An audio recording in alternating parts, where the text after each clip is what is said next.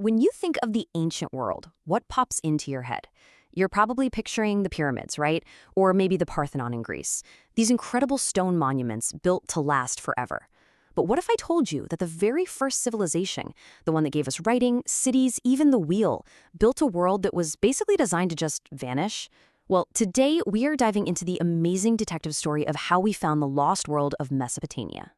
See, the Egyptians and the Greeks, they built with stone and marble. They were absolutely building for eternity. But in the lands between the Tigris and Euphrates rivers, they used something completely different, sun-dried mud brick. So over thousands of years, these incredible cities, they just crumbled. They were buried by sand and war, and they literally just vanished from human memory. An entire civilization just became a ghost. So that's the big question, isn't it? I mean, if a whole world of huge cities, powerful kings, and epic stories can just dissolve back into the earth, where do you even begin to look for it? This is a real-life historical detective story, and believe it or not, it all starts with a few weird-looking hills in the middle of the desert. Okay, so let's jump back to the 19th century. This was a time of high adventure and what you could call archaeology fever. Europeans were just obsessed with digging up ancient secrets. And our first detective in the story was a French consul who had a really powerful hunch. So you've got this guy, Paul-Émile Botta, stationed in what's now Iraq. And all around him, he sees these smooth, kind of unnatural-looking hills just rising out of the flat desert. The locals called them tells. But Botta, he suspected they weren't just hills. He was convinced they were the graves of forgotten cities. Now, the way he got started is actually a pretty funny story. For a while, this local man kept bugging him, insisting he knew exactly where to find buried treasure. Botta just blew him off, thinking he was a nobody. But the man just wouldn't quit. So finally, Botta just throws his hands up and says, "Fine, show me." The man takes him to one specific tell and says, "Dig, right here." And what happened next was just breathtaking. Out of all that sand and dirt, these gigantic stone carvings started to appear. Winged bulls with human heads, bearded kings. Botta had stumbled onto an incredible Assyrian palace. He'd found Nineveh, a city from the Bible that everyone thought was just a myth.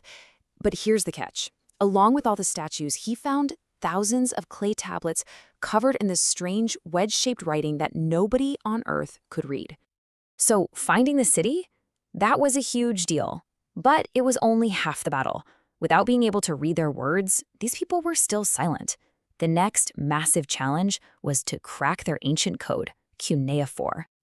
And the answer would come from two guys who could not have been more different from each other.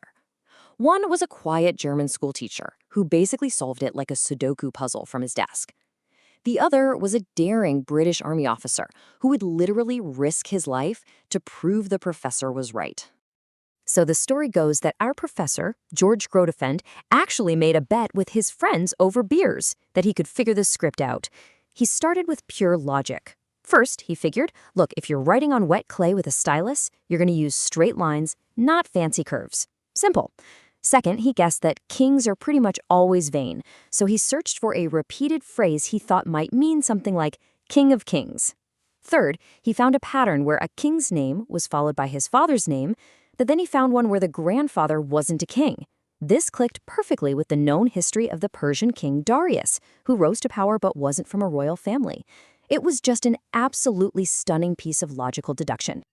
But look, as brilliant as this was, it was still just a theory. To prove it for sure, scholars needed their own Rosetta Stone, a single text written in multiple languages, some known, some unknown. And one actually existed. The only problem? It was in probably the most impossible to reach place you can imagine. I mean, just picture this. This is the Behistun inscription in modern-day Iran. King Darius himself had it carved into a sheer cliff face, hundreds of feet up in the air. It was the same text, written in 3 different cuneiform languages. It was a message meant to last forever, put somewhere no one could ever mess with it. And that's where our adventurer, Henry Rawlinson, steps into the story. In what has to be one of the most incredible acts of academic dedication ever, Rawlinson had himself lowered down this cliff on ropes over and over again, dangling hundreds of feet in the air, just to painstakingly copy these inscriptions. It was insane, but it worked. His copies confirmed Grotefend's logic and provided the final key. Now that they could read the Old Persian version, they could finally unlock the much more complex languages of Babylon and Assyria. The voices of Mesopotamia were about to speak for the first time in millennia. So the code is cracked. All those thousands of tablets from Nineveh sitting in the British Museum, suddenly they're not just clay blocks, they're a library. And a humble, self-taught museum employee was about to find the most shocking story of all inside. Now, George Smith wasn't some wealthy adventurer or a fancy university professor. He was just a brilliant guy who was completely obsessed with these tablets. And one day, as he was sifting through all these broken fragments, he started to piece together an incredible epic poem. It was the story of Gilgamesh, a king on a quest for immortality. He had just discovered the world's first great work of literature. But then, as he's translating, he finds something that just stops him cold. The story describes a great flood sent by the gods to destroy humanity, and one man is warned to build a giant boat and save his family and the seed of all living things. Yes, it was the story of Noah's Ark, but this version was written 1,000 years before the Bible. You can imagine this discovery caused a massive stir in Victorian England. But there was just one problem. The tablet, it was broken. A crucial part of the story, about 17 lines, was just gone. Smith became completely obsessed. He knew that the missing piece was probably still buried somewhere in the ruins of Nineveh, a tiny needle in a continent-sized haystack. And this is where the story gets absolutely wild. A London newspaper, the Daily Telegraph, actually funded Smith's trip to Iraq to go find this tiny fragment. So Smith, who'd never even left England before, travels all the way out there. On the 5th day of digging, just the 5th day, he unearths a small piece of clay, he cleans it off, and realizes it has the exact 17 lines he was looking for.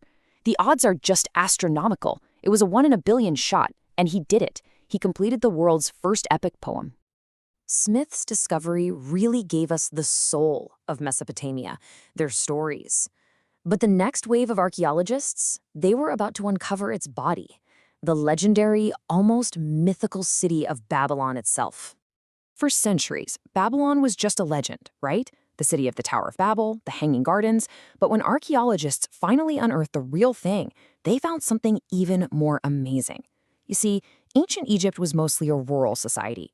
But Mesopotamia? This was a civilization of cities. At its peak, something like 90% of the entire population lived in urban centers. This was the world's first true urban civilization. And the things they found on their tablets, it's just shockingly familiar. We found their schools, the first ever record of tax cuts, the first written codes of law. We've got their love songs, and even farmers' almanacs. And my personal favorite, a clay tablet from a father complaining about his lazy, disrespectful son who won't get a job. It's proof that some things really, truly never change. So you have this entire lost world, pieced back together by dreamers, professors, and adventurers. A story that gave humanity back the first chapter of its own history. But that story remains just as fragile as the clay it was first written on. You know, back in the 20th century, there were these huge efforts to reconstruct and preserve sites like Babylon. But decades of war and instability in the region have brought all that work to a halt. And now, these irreplaceable sites are in grave danger. A civilization that was almost lost to time is now threatened with being erased all over again. And this time by us. So, here's the bottom line. The story of Mesopotamia, it's our story. It's the origin of how we live in cities, how we govern ourselves, how we tell our greatest tales. It took a whole series of tiny miracles and brilliant people to bring it all back from the dust. The question we have to ask ourselves now is, are we going to be the generation that has the wisdom to keep it from disappearing forever?